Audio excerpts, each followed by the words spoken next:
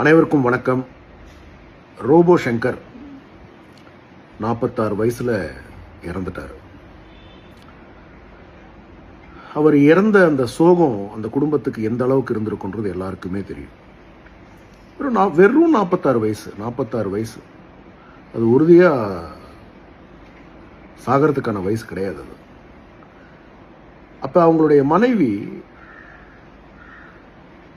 அவங்களோட துக்கத்தை ஒரு மனிதர் எப்படி வேணாலும் வெளிப்படுத்தலாம். அதில் அவங்க அன்னைக்கு அந்த இடத்துல அவருக்கு ஒரு சென்ட் ஆஃப் கொடுக்கணும்னு நினைக்கிறாங்க. அவங்களுடைய வலி அப்படி காட்டுறாங்க.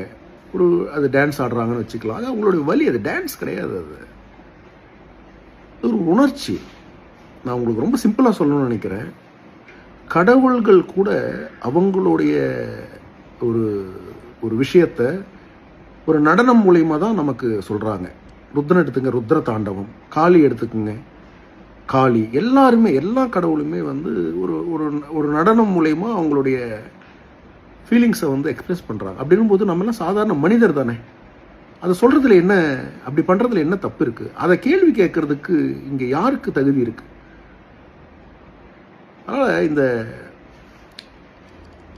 சோஷியல் மீடியாவில் இதை பற்றி பேசுறது, அவங்கள ரொம்ப கம்மியாக பேசுறது, இதெல்லாம் ரொம்ப தப்பு. இது ரொம்ப அநாகரிகமான ஒரு விஷயம். இதை நம்ம ஏற்றுக்கவே கூடாது. ஏன்னா இது ரீசன்ட் டைம்ஸில் இந்த மாதிரியான ஒரு வக்கரமான புத்தி நிறைய வந்திருக்கு.